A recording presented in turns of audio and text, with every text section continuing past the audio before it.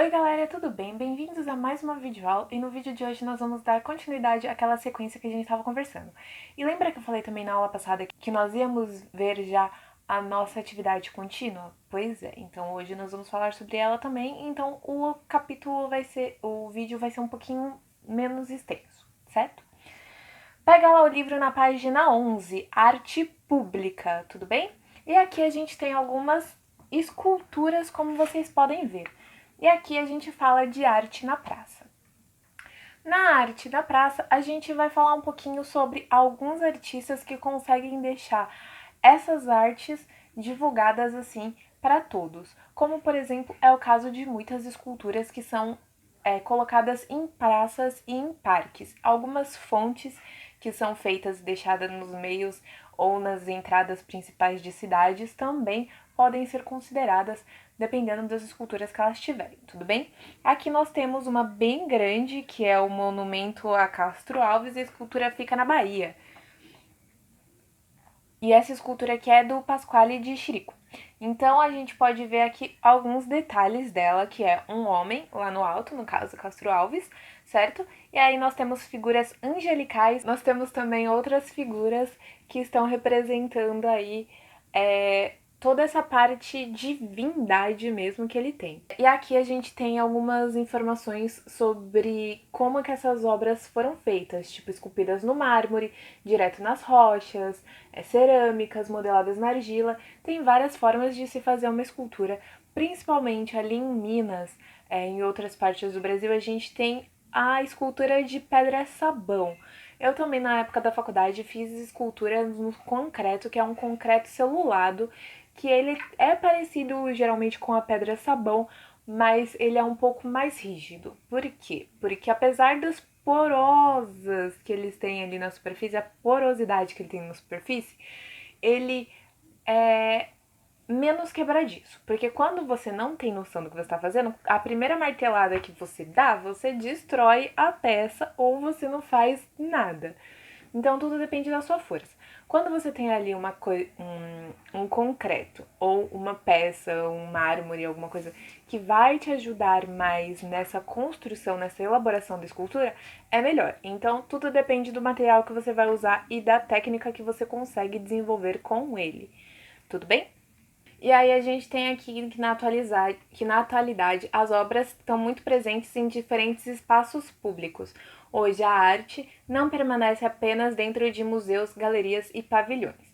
E aí a gente tem toda essa estrutura que a gente vem vendo, né, desde do grafite, desde o começo desse bimestre, na verdade, que a arte não está mais só dentro de lugares específicos. Agora nós podemos ver arte fora desses lugares como museus e outros tipos de localidades. Então, a gente tem que entender que as obras saíram do espaço que vocês estão acostumados a consumir, como em museus, em galerias, esses lugares, e foram parar em ambientes mais próximos do povo. Então, por exemplo, no Parque da Luz, que fica do lado da Estação da Luz, bem na frente, inclusive, do lado da Pinacoteca ali, na região do bairro da Luz, eles têm várias esculturas nesse parque e lá você pode chegar perto de algumas, pode encostar em outras.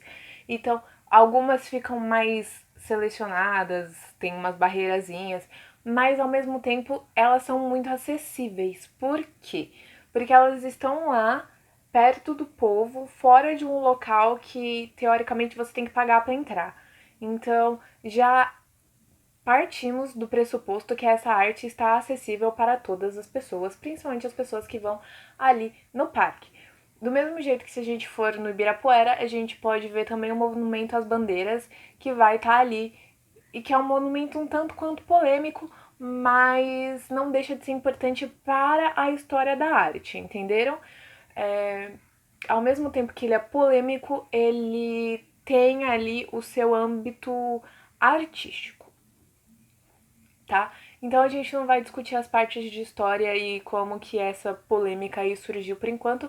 Nós vamos ver os resultados artísticos das esculturas, certo?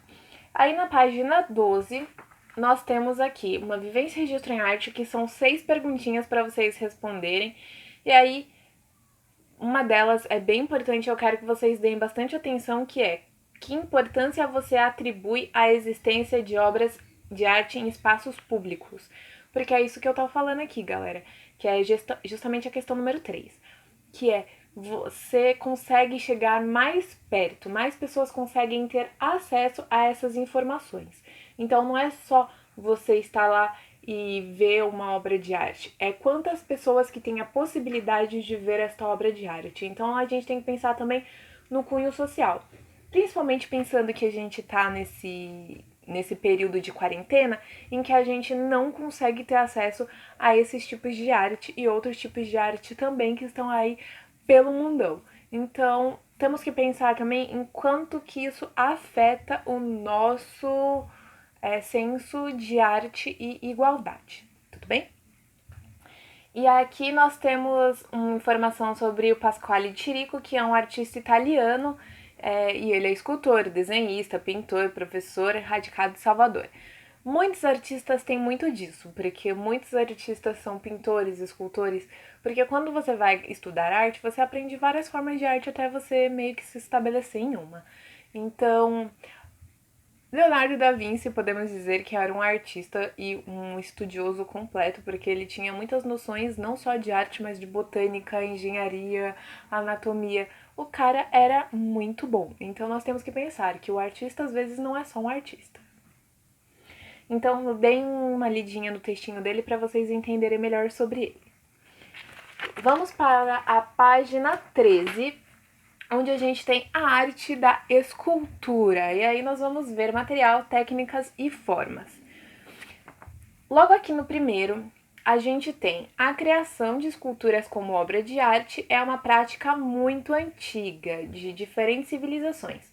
Para tanto, são empregados blocos de pedras, toras de madeira, massa de argila e também metais derretidos e modelados. Observe alguns exemplos. E aí a gente tem alguns exemplos aqui. O primeiro nós temos o Pensador, de Rodin, que é esse daqui, tá bom? E a gente lê Rodin e não Rodin. É Auguste Rodin, tá bom? É que eu sei que alguns estão com dificuldades nas pronúncias, então é importante saber. No 2, que é essa bonequinha aqui, a gente tem a escultura de Vênus de Willendorf. Então, essa escultura aqui é uma das esculturas mais antigas do mundo. Inclusive, ela às vezes é muito tatuada por pessoas de várias crenças e principalmente por artistas. Então, se vocês veem essas tatuagens por aí, e essa tatuagem remete não só a um tempo muito antigo, mas também como um culto da beleza feminina. Porque, como vocês podem ver, é uma imagem feminina. Eu vou deixar aqui pra vocês enquanto a gente conversa sobre. É uma imagem feminina, é uma escultura com pedra, ela tem cerca de 11 centímetros, 11 centímetros e 1. Então, ela é pequena, ela não é grande. E ela foi descoberta na Áustria. Então, galera, nós estamos falando aqui de uma escultura de aproximadamente 24, 22 mil. Então, 24, 22 mil anos, uma escultura super bem esculpida, que está ali inteira. Nós podemos ver muitos detalhes e ela faz essa alusão ao feminino. Então, já podemos ver que tribos antigas tinham muito isso de cultuar o sagrado feminino. E aí, mais uma vez lembrando, estamos falando de arte e um pouquinho de história, tudo bem? Ao lado nós temos aqui Laconte e seus filhos, que é essa daqui, que é uma escultura por volta de 42 a.C., tudo bem? E ela é de mármore e tem 242 centímetros, então nós estamos falando aí de uns 2 metros e algumas coisinhas, certo? Então, nós podemos ver aqui nessas 3 figuras estilos diferentes, anos diferentes e modalidades diferentes. Nós temos aqui uma escultura de bronze, que é o Pensador, nós temos uma escultura de pedra, que é a Vênus, e nós temos uma escultura de mármore, que é o Laconte.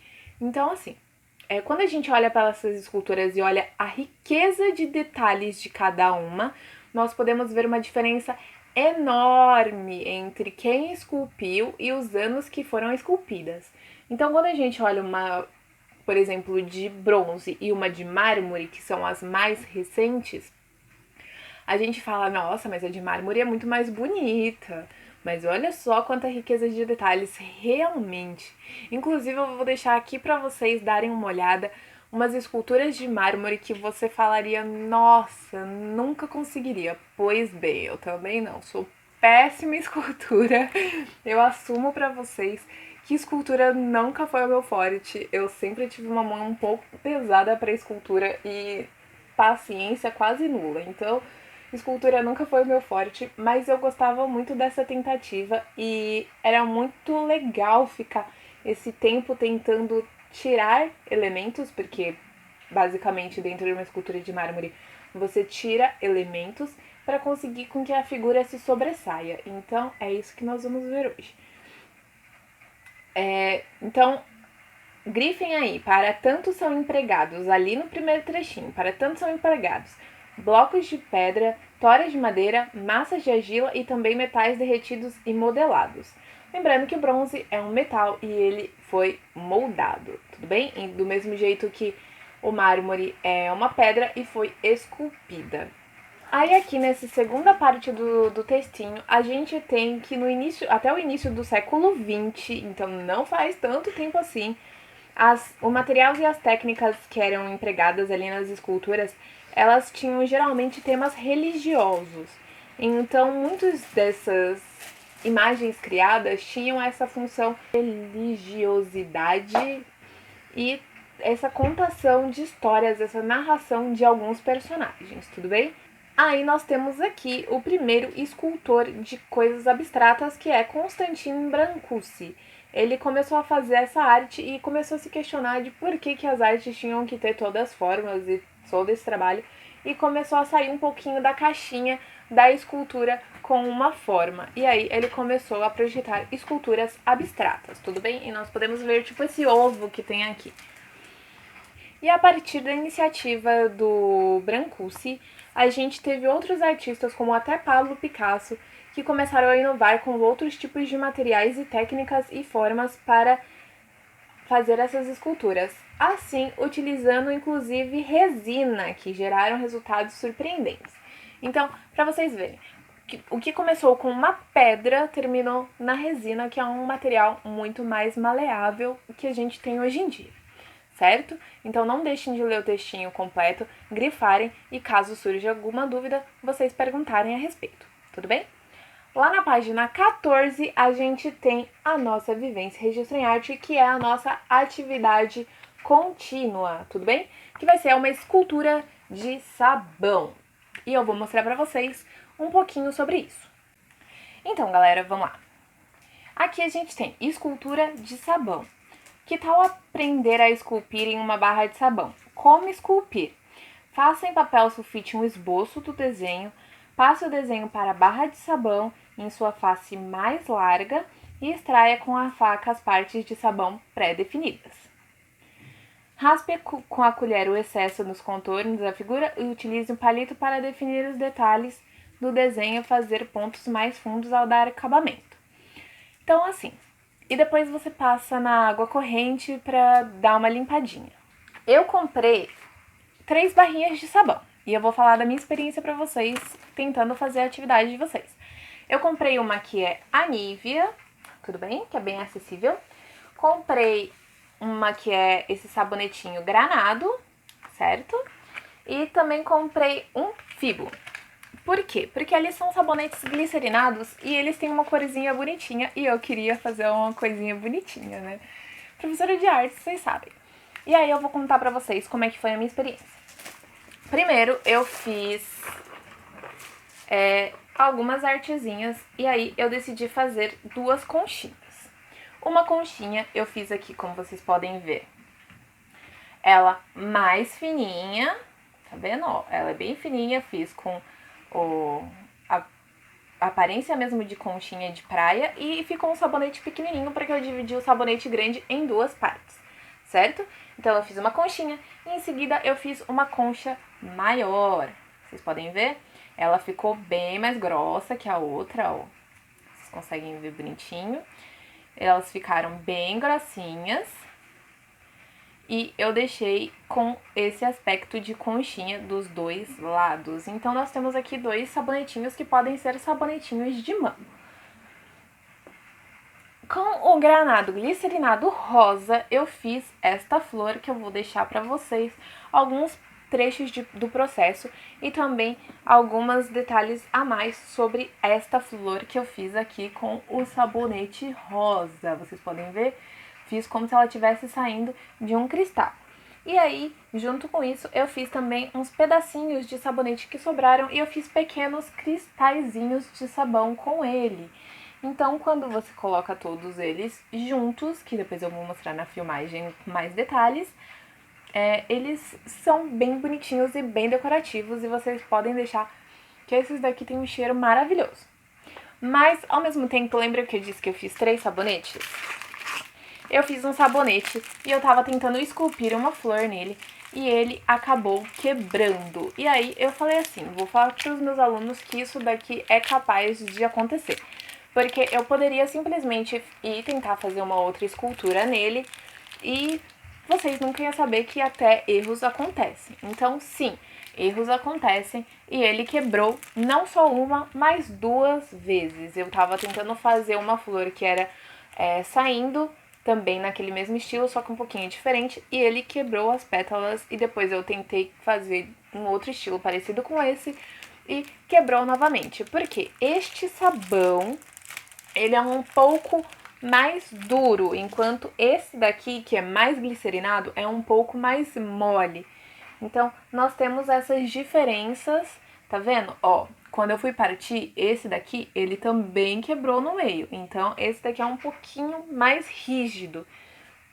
Para algumas esculturas é muito bom, para outras nem tanto. Então, se você quiser esculpir uma flor, por exemplo, esses sabonetes um pouco mais moles seriam ideais do que um sabonete um pouco mais duro. E aí, o que eu quero mostrar pra vocês com isso, galera? Que tá tudo bem acontecerem erros, acontecem. Então, tipo, é ideal vocês terem pelo menos 2 sabonetinhos pra vocês treinarem. Se vocês quiserem dividir um no meio e treinar com um e depois fazer o outro, não tem problema. E aí, o tipo de escultura que vocês vão fazer fica a critério de vocês. Se vocês querem fazer uma escultura desse estilo ou se vocês querem fazer uma escultura desse estilo. Isso fica totalmente a critério de vocês, certo? Então eu vou deixar pra vocês o videozinho de alguns processos e depois da flor pra vocês verem direitinho como é que fica. Eu usei também, vocês viram que aqui vocês podem usar faca, colher, porque o sabonete é bem macio e você acaba raspando ele. Mas eu tenho alguns apetrechos que são da minha aula de gravura, que são chamadas goivas. Essas goivas, elas são como se fossem faquinhas com bicos diferenciados, estão vendo? Então, essas goivas, que são pequenos entalhadores, me ajudaram a fazer a minha escultura. Por exemplo, tem uma aqui que tem esse bico que é parecido com um Vzinho. E elas são 5, vocês não precisam disso, eu usei porque é mais prático pra mim, certo? Mas vocês podem fazer com uma colher, até porque muitas delas têm formato de colherzinha, tá vendo? O biquinho dela como se fosse um U, ou uma faquinha de pão, ou uma faquinha de passar geleia, tá vendo? Que ela tem uma pontinha, tipo como se fosse uma faquinha, que foi essa que eu usei mais pra fazer os cortezinhos. Então, podem usar tesoura também, porque a tesoura também dá essa facilidade, a tesoura tem um cortezinho. Só que, por favor, tomem cuidado com os dedos. Estejam ali do lado do papai e da mamãe para qualquer auxílio que vocês não estejam conseguindo, ou do lado do irmão, da irmã, para vocês conseguirem fazer o trabalho bonitinho e com segurança, tudo bem? Qualquer dificuldade, entre em contato comigo. Então, eu vou deixar vocês aí agora com um pouquinho do processo.